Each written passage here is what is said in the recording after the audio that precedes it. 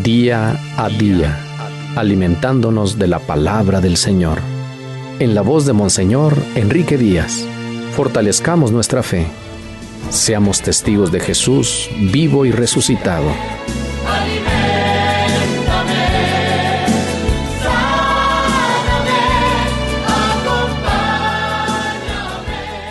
17 de enero, segundo domingo del tiempo ordinario. Escuchemos hoy el Evangelio según San Juan, capítulo 1, versículos del 35 al 42.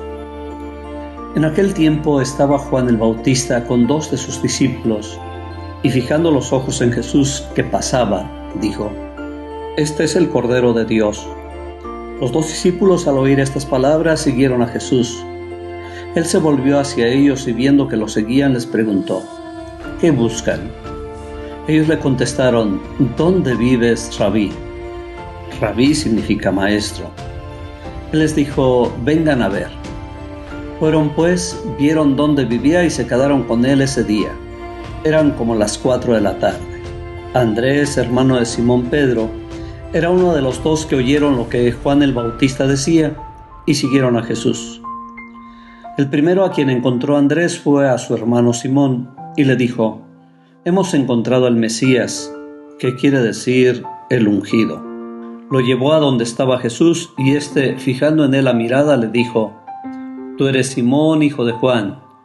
Tú te llamarás Kefas», que significa Pedro, es decir, roca. Palabra del Señor. En medio de la pandemia, en el dolor y en el silencio, han surgido voces que gritan: ¿dónde está Dios? Incluso alguien se ha atrevido a decir que Dios tiene coronavirus, pregonando una ausencia de Dios y afirmando que el hombre en estas circunstancias se está olvidando de Dios. Pienso que es todo lo contrario. Es en estos momentos de soledad y de intimidad donde buscamos y descubrimos a Dios muy dentro del corazón, con toda su verdad, con toda su ternura y dando el sentido a nuestra vida. Creo que este momento es muy propicio para encontrarnos de verdad con Dios. Un verdadero y sincero encuentro. De esos encuentros que cambian la vida y transforman a las personas, que parece imposible no haberlos tenido antes, porque se dan de una manera tan íntima y personal que parecería que toda la vida los estuviéramos esperando. En el Evangelio de hoy, Juan nos relata el encuentro de los primeros discípulos con Jesús. No es la narración periodística de un encuentro, sino la narración de un momento que ha transformado la vida y que después puede ser narrado en detalles y símbolos que en un primer instante pudieran pasar inadvertidos. 2 discípulos de Juan escuchan a su maestro expresarse sobre Jesús como el Cordero de Dios. Y sin preguntas o vacilaciones, con la misma ingenuidad que el joven Samuel que hemos contemplado en la primera lectura, siguen a Jesús.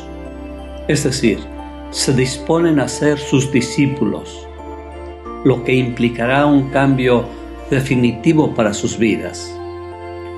¿Por qué siguieron a Jesús? ¿Simple curiosidad? ¿Qué los impactó más? Ciertamente, la presentación que hace Juan Bautista diciendo que Jesús es el Cordero implica toda una tradición muy viva en la cultura judía. Pero esto no parece ser el motivo de su seguimiento. Al verlos, Jesús entabla un diálogo con ellos. ¿Qué buscan? Como cuestionando hasta dónde están dispuestos a seguirlo.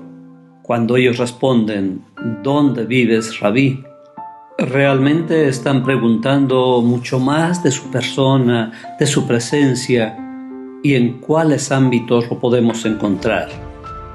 Jesús simplemente les dice: vengan y lo verán.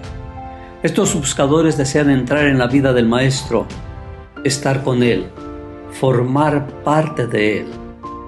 Y Jesús no se protege guardando las distancias, sino que los acoge y los invita a su morada.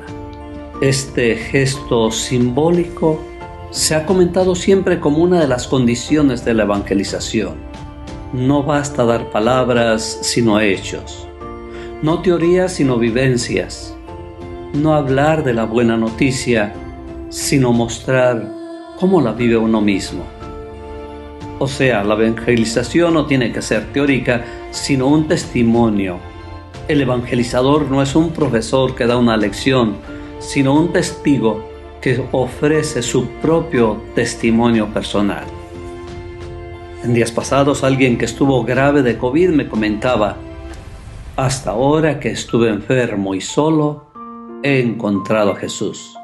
Y mire dónde lo vine a encontrar: en el dolor y la enfermedad. Hoy también a nosotros Jesús nos dice que para conocerlo se necesita experimentar dónde Él vive.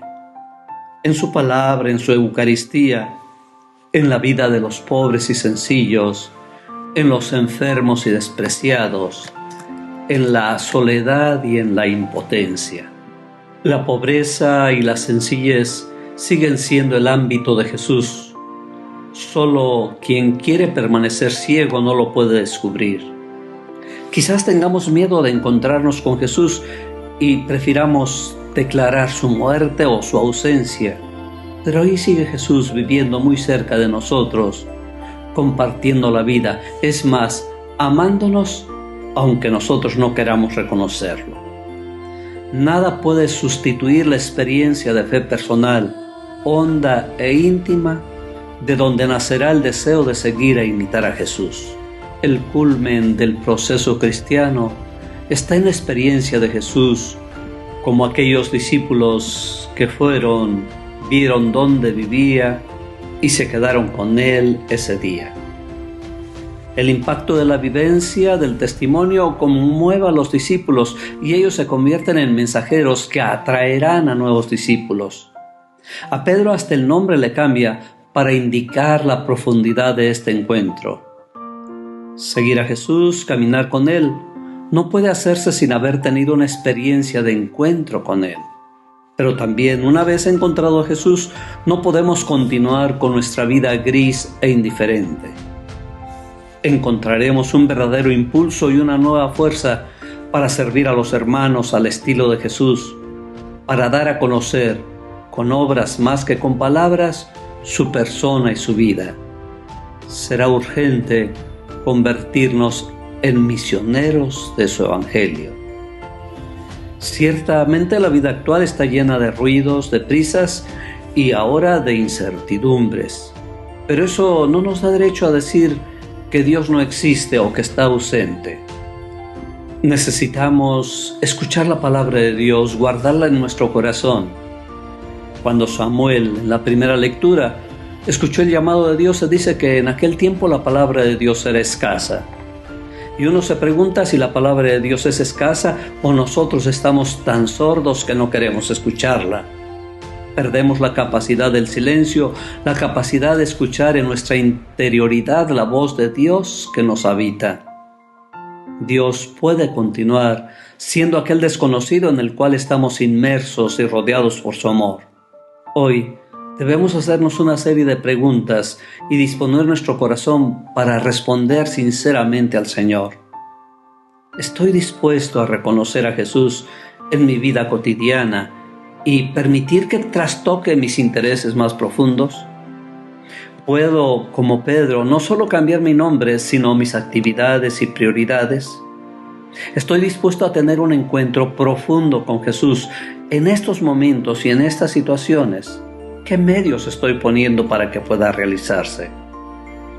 Padre bueno, que en Jesús nos muestras todo tu amor y quieres encontrarte con cada uno de nosotros, dispón nuestro corazón conforme a tus deseos y permítanos ese encuentro profundo que transforme nuestras vidas en un verdadero seguimiento de Jesús. Amén. El Señor te bendiga en nombre del Padre, y del Hijo, y del Espíritu Santo.